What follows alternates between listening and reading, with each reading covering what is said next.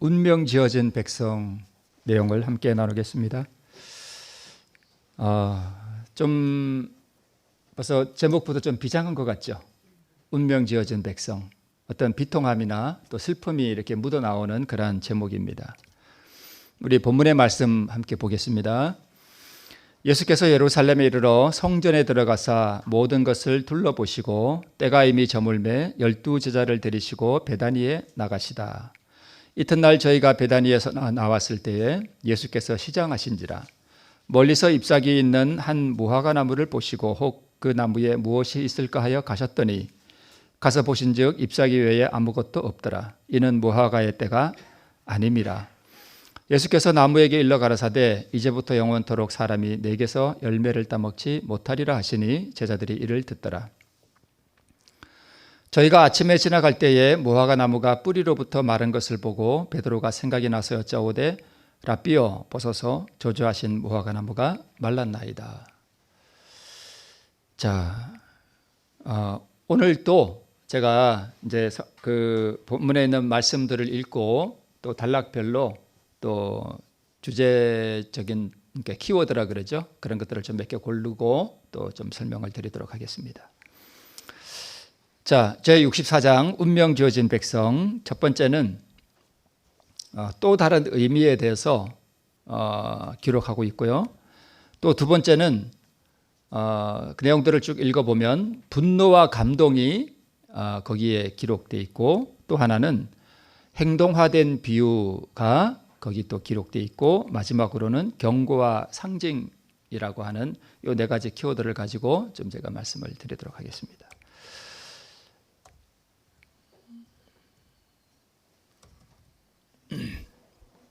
자, 또 다른 의미는 뭐냐 하면 예수님이 지금 우리 처음에 나온 그림 보셨죠? 예수님께서 나귀를 타고 입성하시는 장면이죠. 나귀를 타고 입성하시는 그 장면이 또 다른 의미가 있다는 거예요. 그걸 우리 시대소망에 기록하고 있는데 그 또 다른 의미가 뭐냐 하면 재림의 전조라는 것입니다. 그러니까 나귀를 타고 입성하시는 그 사건은 우리에게 밤중 소리도 적용이 되고 또 그 내용은 예수님이 이 땅에 오실 때의 사건을 함축적으로 보여주고 있다 이렇게 기록하고 있습니다.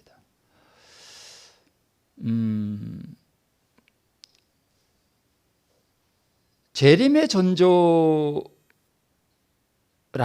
또 다른 의미로 볼 때 예수님이 지금 나귀를 타고 예루살렘에 들어오실 때 이미 그 백성들은 뭐가 지어진 백성들이에요? 운명이 이미 거의 지어진 백성들입니다. 그러면 예수님 재림할 때는 어떨까요? 그때도 마찬가지로 운명이 지어진 백성들과 또 영원한 하늘로 운명이 지어진 백성들이 분리되어 있겠죠.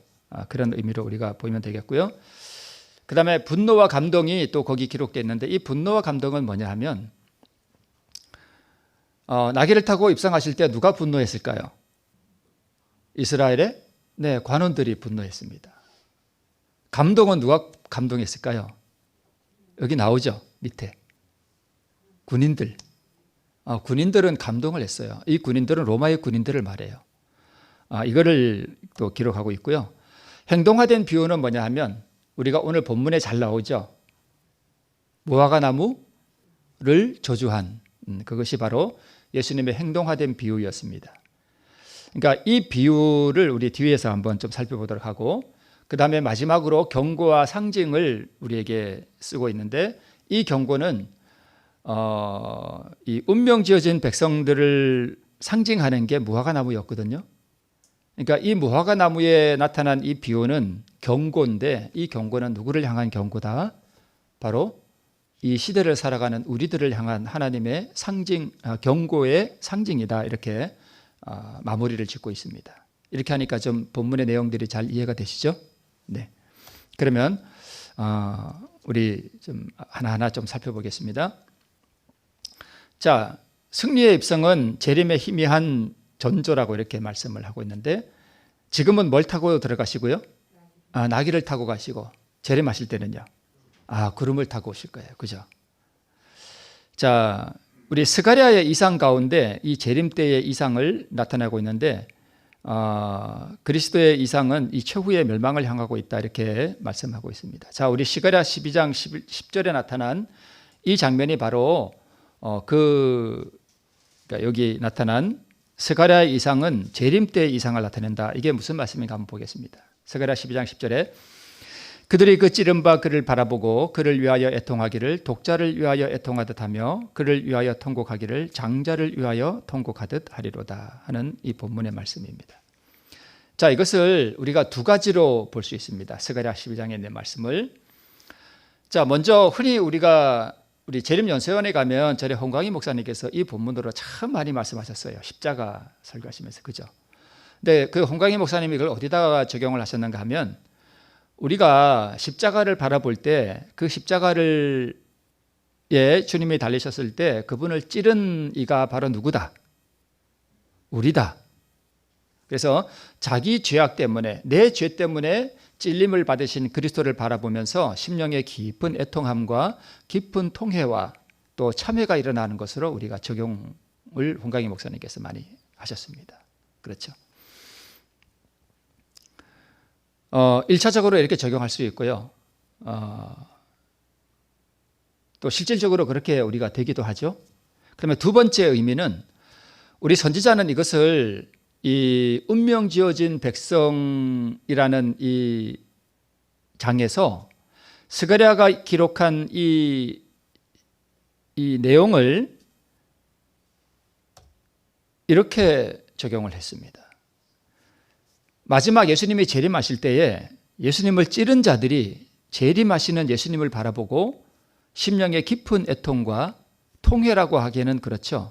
또 참회라고 하기는 그렇지만 말할 수 없는 고뇌와 절망을 느끼는 것으로 적용을 해놨습니다.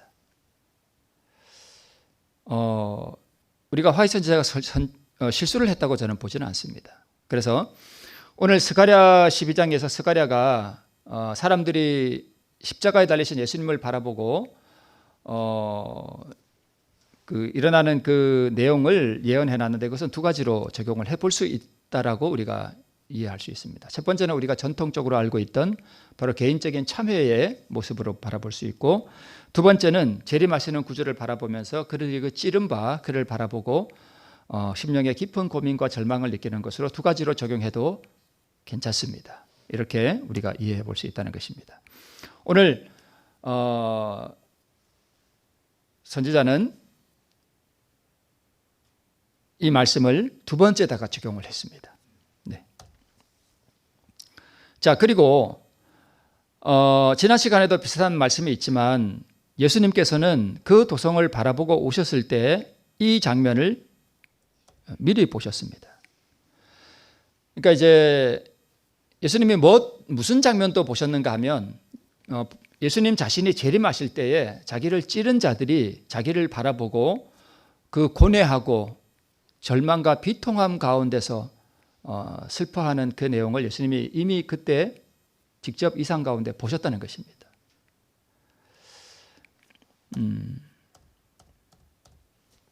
네.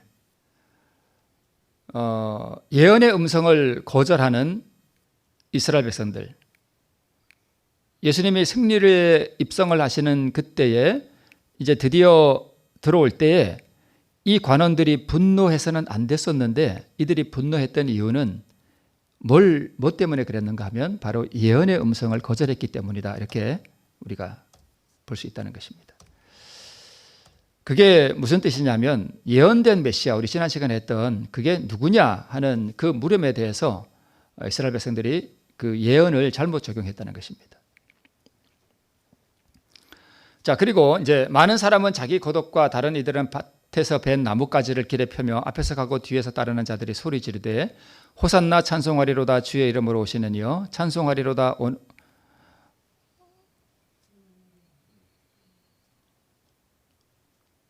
오는 우리 조상 다윗의 나라의 가장 높은 곳에서 호산나 하더라. 뭔가 오타가 있는 것 같습니다. 제가 이건 직접 쳐서 그런가. 네. 자, 여러분 양해하시고 들으시기 바랍니다.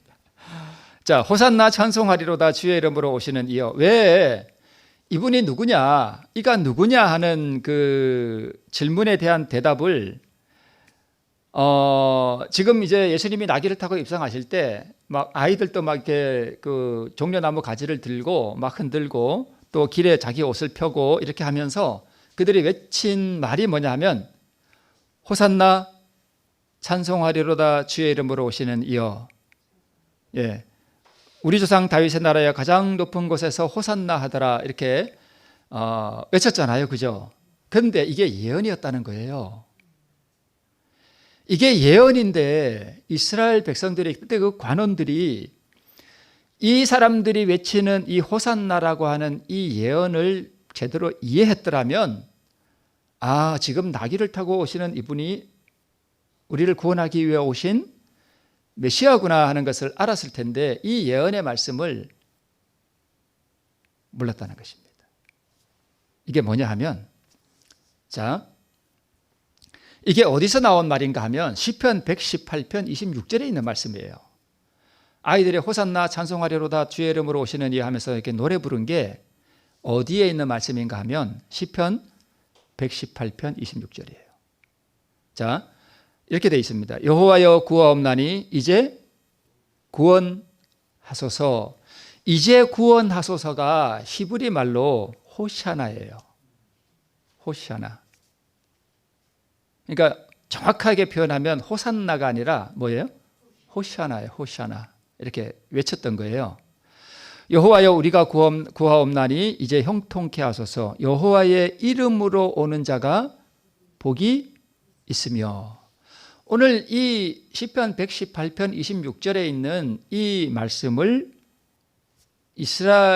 그 나귀를 타고 따르는 예수님을 따르는 사람들이 성령의 영감에 의해서 이렇게 불렀다는 거예요. 여기에 누가 역사했는가 하면 성령께서 역사하신 거예요. 그죠? 그 따르는 사람들에게 역사하셔서 이렇게 부른 거예요. 그러면 이스라엘의 관원들이 그 따르는 그들의 노래소리를 듣고 이 사람들은 늘 성경을 연구하는 사람들이기 때문에 이게 어디서 온 말인지 알까요? 모를까요? 알죠. 시편 118편에서 왔다는 얘기를 이 사람들은 알아요. 그런데 이 예언의 말씀을 그들이 뭐 한 거예요? 거절한 거예요. 그 뜻입니다. 네. 자, 이제 비교해 보면 호산나 찬송하리로다 주의 이름으로 오시는 이여 그랬죠. 이제 구원하소서가 호산나예요. 호산나의 뜻은 우리를 구원하소서라는 뜻입니다. 호산나. 호산나, 호산나 이것은 우리를 구원하소서, 우리를 이제 구원하소서 이런 뜻이에요. 호샤나, 호샤나. 그러니까 호산나 찬송하리로다 주의 이름으로 오시는 이여. 여호와의 이름으로 오는 자가 복이 있으며. 비교가 되죠, 그죠? 같죠? 이게 바로 예언의 성취였는데 이 백성들이 이것을 그래서 관원과 제사장들은 이것이 예언의 말씀의 성취라는 것을 알았을까? 알았다고 저는 보입니다. 그런데 무시한 것이죠. 자, 그래서 분노와 감동은 관원들은 분노했고 로마의 군인들은 오히려 감동을 받았습니다. 참 아이러니하죠. 예수님을 그렇게 예배하고 4,000년이나 2,000년이나 예수님을 기다려왔던 초림을 기다려왔던 이스라엘 백성들은 막상 그분의 모습을 보고 분노했고요. 그 험악한 전쟁터에서 이 전쟁을 하고 그러던 이 로마의 군인들은 오히려 예수님의 모습을 보고 뭘 받았대요? 감동을 받았대요.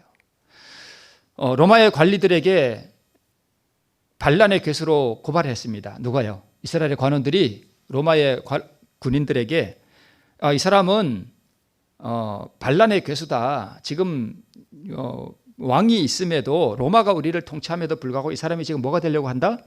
왕이 되려고 한다. 이 사람은 반란을 일으키는 거다라고 지금 이스라엘 그 다스리는 로마의 관리들에게 그 자리에서 고발을 한 거예요.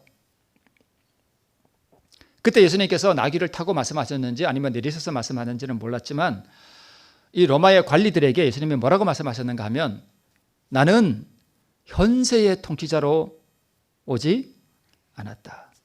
나는 이 땅의 왕이 되려고 하는 것이 아니다라고 말씀을 하셨다는 거예요. 그건 성경에 기록되어 있지 않지만 우리 시대서망에 그렇게 기록되어 있습니다. 그런데 그 말씀을 하시는 예수님의 모습이 얼마나 위엄이 있고 또 품위가 있고 신성의 어떤 것이 육체 안에 감추어져 있잖아요. 그러니까 그분이 말씀하시는 그분의 모습을 보고 로마의 이 군인들은 이분이 보통 분이 아니라는 걸 이렇게 느끼는 거예요. 그분의 외모, 침착함, 온화한 그 외모에서 풍기는 그분의 온화함, 이런 것들을 보고 로마의 군인들은 오히려 감동을 받았다는 것입니다. 그래서 이러한 예수님의 위엄과 품위와 권능이 로마의 관리들이 오히려 진정하도록 이렇게 했다는 것입니다. 그래서 로마의 관리들은 감동을 받고 로마의 이 군인들이 이스라엘의 관리들에게, 관원들에게 뭐라고 말했는가 하면, 오히려 소란케 하는 것은 누구다? 너희들이 지금 소란케 한다. 오히려 이렇게 상황이 반전됐다는 것입니다. 제사장들, 너희들, 이스라엘의 종교 지도자들, 너희들이 지금 오히려 소란케 하는 게 아니냐라고 오히려 반전이 일어난 것입니다. 그것을 분노와 감동이라고 제가 키워드를 삼은 게 바로 그 뜻입니다. 자, 그러면서 이제 행동화된 비유에 들어갑니다. 자, 행동화된 비유는 바로 저주를 받아서 영원히 열매를 내지 못해서 영원히 버림받는 이스라엘 백성들을 누가 표상하는가 하면 바로 무화과 나무가 표상한다는 것입니다. 그래서 행동화된 비유라는 뜻입니다. 참 무화과가 먹음직스럽게 생겼죠. 네. 근데 저는 이게 무화과 나무 큰 거, 마른 거 말고 이만한 거, 그 보면 되게 맛있을 것 같아서 사 먹는데 별 맛은 없어요. 물맛 같은 게 나는 게. 근데 보기에는 참 맛있게 생겼습니다. 자, 그런데 참 예수님이 성경에는 분명히 그때가 무화과의 때가 아니라 그랬거든요. 그러면 예수님이 그렇게 아름다운 성품을 가지신 분이 무화과의 때가 아니어서 무화과가 안 열렸는데 왜 저주를 하셨을까? 자, 무화과의 때가 아닌데 유독 그 나무만 뭐가 지금 나왔어요? 이파리가 나왔어요.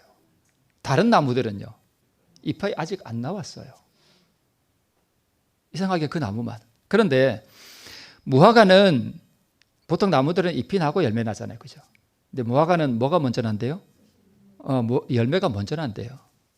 그러면 잎이 있다는 얘기는 뭐가 있다는 얘기예요? 열매가 있다는 얘기예요. 그래서 예수님이 잎이 아주 무성하네. 그렇다면 뭐가 있겠다? 열매가 있겠다고 이래 싹 훑어봤는데 열매가 하나도 없어요. 잎만 무성해요. 그래서 예수님께서 저주하셨습니다. 사실 예수님이 이렇게 하신 것은 무화과 나무를 미워해서 그런 것이 아니라 이스라엘 백성들의 운명을 비유적으로 지금 나타낸 것입니다. 그래서 이것을 행동화된 비유라고 이렇게 말씀하고 있고요. 열매 없는 이 무화과 나무는 바로 유대 민족의 상징이었다 이렇게 말씀하고 있습니다. 자, 하나님의 특별한 총애를 받았고 또 의로움을 그들이 주장했거든요. 그렇다면 당연히 뭐가 있어야 돼요? 열매가 있어야 되죠. 그런데 이스라엘 백성들은 세상을 사랑했고 아주 부패해버렸고 하나님의 뜻에 무지했고 위선으로 가득 찬 그러한 삶을 살았습니다. 그러니까 잎만 무성한 거죠. 열매는 하나도 없고 무화과 나무와 아주 똑같았습니다. 이렇게 화려한 성전을 자랑하고 제사장들이 이렇게 의복을 입고 관을 쓰고 예배를 드릴 때는 질서정연하게 해서 악기를 불고 하면 엄청 장엄했던 것 같아요. 지금 예루살렘에 가보면 예루살렘이 별 볼 일 없거든요. 우중충해요 그냥. 근데 그 옛날에는 이 성전이 정말 아름다웠던 것 같아요. 순백색의 대리석들로 꾸며서 정말 아름답고 그랬던 것 같습니다. 근데 이렇게 외모적으로는 훌륭한 예배가 있고 아름다운 성전이 있고 그랬는데 내적으로는요 아주 부패하고 타락하고 세상을 사랑하고 보세요. 돈 받고 그죠? 예, 제사장직을 대제사장직도 서로 돈 받고 막 사고 팔고 그랬어요. 그리고 살인도 일어나고 제사장들끼리 막 몰래 죽이고 하는 참 얼마나 부패했는지 모릅니다.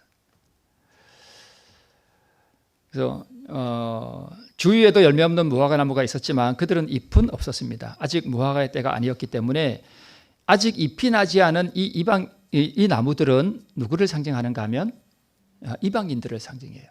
네.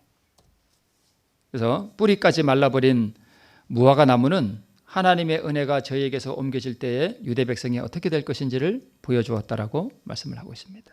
이 다 멸망하는 장면들을 그린 그림들이거든요.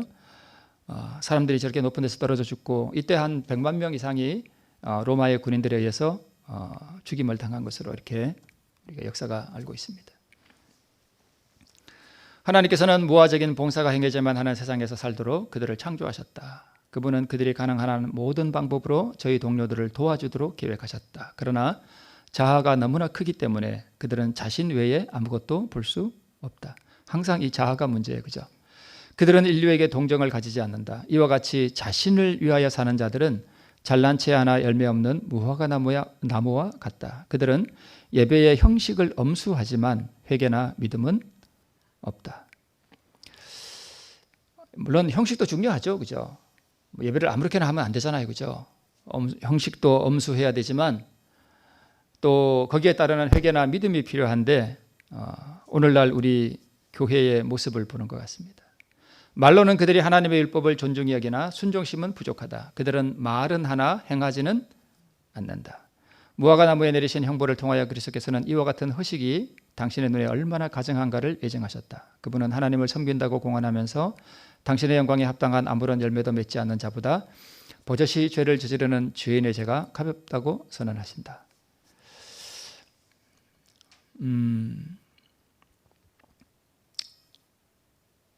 참 지금도 우리 밖에 나가면 저는 옛날에 그 원주 단계동 그쪽 그 맞은편에 신도시 거기 보면은 신시가지 거기 보면 맨 술집들 많고 그랬거든요. 저는 옛날에 거기 올 때마다 거기를 바벨론이라고 불렀습니다. 거기서 술 먹고 다니면서 이렇게 허튼 짓 하는 사람들의 죄보다 교회 안에 있으면서 예배의 형식은 엄수하고 잘 드리지만 속으로 부패한 사람들의 죄가 더 크다고 주님께서 말씀하고 계십니다. 자, 누가복음 13장에 보면은 오늘 이 나귀를 타고 입성하시는 이때에 무화과나무를 저주하셨잖아요. 근데 누가복음 13장에 보면은 무화과나무의 비유가 있어요. 거기에 보면 한 사람이 포도원에 무화과나무를 심은 것이 있더니 와서 그 열매를 구하였으나 얻지 못했더라 하는 비유가 있죠. 그래서 이 사람이 과원지에게 이르되 내가 3년 동안 왔는데 이 무화과나무가 열매를 맺지 못한다. 그러니까 뭐하라? 찍어 버려라. 어디 땅만 버리겠느냐. 그랬더니까 이 과원지기가 그 땅 주인에게 뭐라고 말씀하는가 하면 금년에도 그대로 두소서 내가 두릅하고 거름을 주리니 이후에 만일 실과가 열면 이오니와 그렇지 않으면 찍어버리소서 하였다 하시니라 하는 이 비유가 있습니다. 그리고 비유가 끝나요. 그죠? 자, 그런데 이 나무를 심은 한 사람은 누구를 표상하는가 하면 아버지 하나님이세요. 과원지기는요 예수 그리스도예요. 열매 없는 무화과 나무는요 이스라엘이에요. 우리 아버지 하나님이 이 나무를 심은 한 사람이 진짜 찍어버리려고 그랬을까요? 그건 아니지요. 예수님의 마음과 아버지 하나님의 마음이 다를 리가 없습니다. 그러니까 이 나무를 심은 한 사람은 이 나무를 어떻게든지 잘 살려보고 싶으시겠죠. 그죠? 그래서 열매를 내고 싶을 거예요. 그죠? 그런 과원지기도 마찬가지일 거예요. 만약 나무를 심은 이 한 사람이 정말 찍어버리고 싶었다면 1년만 더 참아주소서 하는 말을 들었을 때 그렇게 해보자 그랬을까요? 그냥 찍어버렸을까요? 찍어버렸겠죠. 근데 이 뒤에 어떻게 됐다는 얘기는 없지만 이 한 사람은 틀림없이 과원지기의 말대로 1년 더 기회를 주었음에 틀림없습니다. 그게 마음이 같다는 뜻이에요. 내가 두릅하고 거름을 주겠습니다. 예수님이 오셔서 그 1년이 사실 어떻게 보면 예수님이 이 땅에 오셨을 때가 1년이었던 것 같아요. 그죠? 뭐 3년, 1년을 굳이 구분할 필요는 없겠지만 그랬습니다.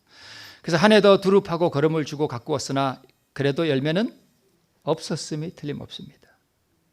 열매 없는 무화과나무로서 찍혀버릴 운명에 처한 이스라엘 백성들을 그렇게 상징적으로 보여줍니다. 그래서 그리스도께서 감람산 위에서 세상과 각 시대를 내려다보셨는 바 그분의 말씀은 거룩한 자비의 간청을 경시하는 모든 영혼에게 적용된다고 말씀하고 있습니다. 이제 마지막 우리 내용인데요. 읽고 마치겠습니다. 그분의 사랑을 조소하는 자인 바로 그대에게 그리스도께서는 오늘 말씀하신다. 그대의 평화에 관한 일들을 알아야 할 사람은 그대, 바로 당신이다. 그대 자신을 위하여 흘릴 눈물이 없는 그대를 위하여 그리스도께서 비통의 눈물을 흘리고 계신다. 바리새인들을 판별시킨 치명적인 마음의 완고함이 벌써 그대에게서 나타난다. 그리고 하나님의 은혜의 모든 증거와 모든 신령한 빛의 광선은 영혼을 녹여서 복종하게 하든지 혹은 영혼을 회개하지 않는 절망적인 상태에 고착시키든지 하고 있다. 자, 그러면 이 말씀을 이렇게 보면서 오늘 나에게 여기에 나와 있는 나를 위하여 슬퍼하시는 예수님의 모습이 아니고 정말 주님께서 오실 때에 그 당시 이스라엘 백성들처럼 멸망에 처할 그 운명이 아닌 참 의가 내 안에 있는 그런 준비된 백성으로 있다면 내가 오늘 무엇이 있어야 되는가 하면 내 안에 사랑이 충만해야 됩니다. 잘못하고 실수하는 사람들을 향해서도 너그럽고 깊은 애정이 나가고 내 옆에 있는 사람들을 향한 하나님의 사랑이 이렇게 뜨겁게 흘러나가는 그 사랑이 내게 없으면 그게 의가 없는 거예요. 의가 그런 거거든요. 의는 사랑이거든요. 그래서 우리가 이 사랑이 흘러나가지 않고 내가 사는 모습이 나만 위해서 살아가는 것 같다. 그렇다면 의가 없는 것입니다. 남을 위해서 봉사하거나 남을 위해서 이렇게 뭔가 이렇게 나가는 어떤 사랑의 무엇인가가 없으면 그게 의가 없는 거예요.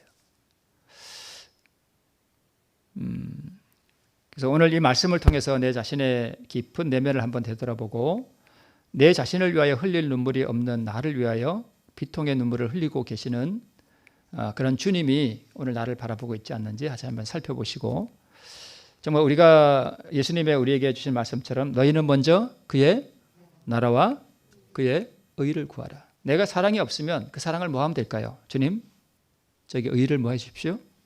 주시도록 구해야 됩니다. 너희는 먼저 그의 나라와 그의 의를 구하라 그랬거든요. 구하면 주실까요? 네, 주십니다. 오늘 이 의, 그분의 사랑, 그분의 품성이 오늘 심령 속에 차고 넘치는 우리 모두가 되기를 바라면서 말씀을 마치겠습니다. 네.